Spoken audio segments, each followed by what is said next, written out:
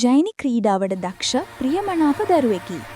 එයට පසුගිය වසරේ පාසලේ වාර්ෂික ක්‍රීඩා තරඟාවලියේදී මීටර 200 ධාවන තරණයෙන් ජයග්‍රහණයක් ලබා ගැනීමට නොහැකි විය.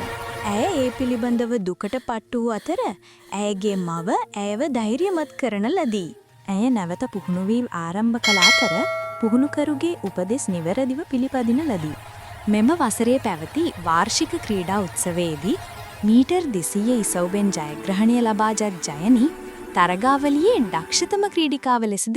ඉතින් අපි මේ කතාවෙන් හිතට අරගන්න උනා අපිට ජීවිතේ පසුබෑම් ඇතිවෙන්න පුළුවන්.